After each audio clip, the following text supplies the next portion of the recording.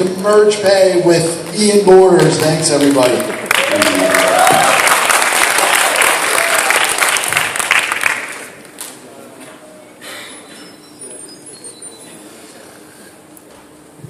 What you just heard was me paying back my co-founder for a dinner that we went to last night. It was that simple. But I want to show you how it works really quick in the real world in one of our applications in Bangkok. So I want to play this video so you can see how it works. No music.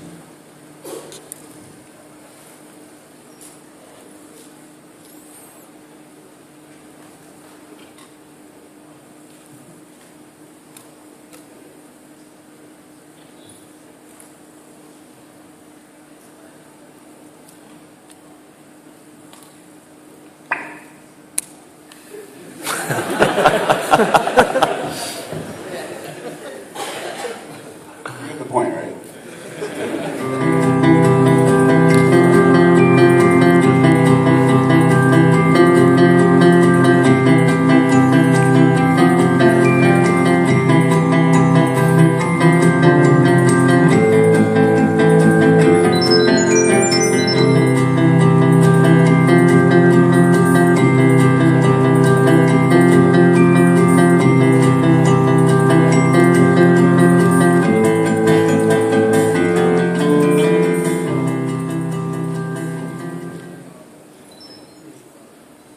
Pretty cool, right? So what we're trying to do with MergePay is to simplify commerce for merchants and consumers by trying to reimagine the way payments are done in Southeast Asia. To really get a true understanding of why this space needs to be disrupted, we have to take a look at credit card and banking penetration in the region. With the exception of Singapore, you can see that there's some major issues here. Most of the countries in this region have less than 5% credit card penetration. The absence of a consistent alternative payment medium, such as credit cards, makes transactions more difficult, both for merchants and consumers. Alternative payment mediums are by nature far more efficient and far more convenient than cash options. You don't want to run around and look for an ATM when you have to make that quick unplanned purchase. It's bad for you, and even worse, the merchants is probably going to lose out on that sale because of the inconvenience. Herein lies the opportunity. If you look around, you go to any coffee shop, fast food place, or whatever, what is everyone doing? They're sitting on their smartphone. Everyone has their phone in their hand, not their wallet. That's where they're engaged. It's easy to understand why. Data is cheap. Smartphone penetration in Southeast Asia is the fastest growing market in the world. So we created MergePay. What we wanted to do was find a way to make a really simple transaction in a cashless-based system. We wanted to do it fast, reliable, and secure. For a long time, I think, everyone was thinking that NFC and Bluetooth were going to be the holy grails of payments. But in reality, NFC doesn't exist in any of our phones. Most of you don't even know if you have it or not. And Bluetooth is completely unreliable. So we went back to the drawing board and tried to get back to the basics. We figured out there's two things that all these devices have in common. It's a microphone and a speaker. So what we do is we transmit a signal, an inaudible high-frequency sound from one device to the other, from the consumer to the merchant. And our algorithm works anywhere. In loud concert stadiums, we showed the demo outside, it was very loud. It doesn't affect our algorithm at all.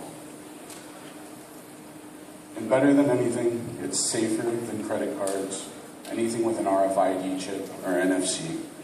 What we do is we transmit a one-time unique payment token. Sorry, skipped already. We transmit a one-time payment token to the merchant. After the process is complete, after 4 seconds, that token is destroyed. It's tied to your phone, it's tied to the time, it's tied to the retailer, so nobody can record the sound and take it somewhere else and use it. We wanted to make the customer experience as simple as possible. So all they have to do is go to the store, download the app, connect to one of our banks, or go top up at one of our participating locations such as 7-Eleven or Tesco. We wanted to make it just as simple for merchants. They can be set up running on MergePay in less than 10 minutes. For new and small retailers who don't have integrated POS systems, they can just download our state-of-the-art point-of-sale system and be ready to go. For bigger merchants, larger retailers with integrated hardware, we created a small device that plugs into the standard jacks, and they can be set up and ready to accept MergePay right away. Merchants are then instantly paid by their MergePay Visa card. They can go take their money out at almost any ATM and use it anywhere Visa is accepted. Alternatively, they can choose just to download it, send it right into their bank through direct bank transfer. We obviously have to pay the bills, so in order to scale, we've made it so microtransactions are actually free for the merchant and the consumer. So anything under 150 baht, 5 Singaporean dollars is free. After that, we charge a small fee, 1% fee for larger transactions. We also take a margin on the transfer to the debit and direct deposit. And we create custom solutions and SaaS applications to help merchants track and manage their money as well. I'm Ian, my co-founder Nemo over there, and my partner Dawood. We've been working together for 6 years. We built several profitable SaaS applications and brought them to market. And I think that because of our experience and our ability to bring things to market and execute, I think when it comes to payments, we're the ones that can actually pull this off. So I'd like to invite anyone to come connect with us at booth 10 or 9. We're kind of in both areas, or visit us on TechList.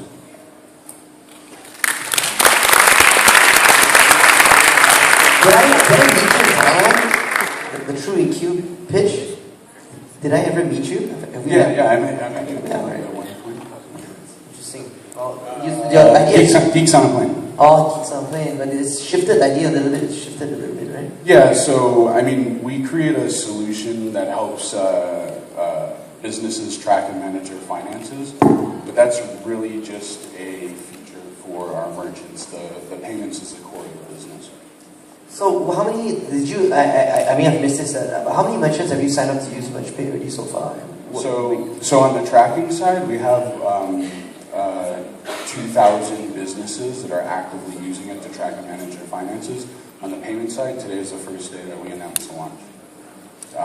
We've already, we've spent a lot of the time working with banking partners and trying to figure all that stuff out. So 2,000 other merchants, none of them have a merge. No one can accept Not merge in the payments. payments, yes. Not yet. Okay, got it.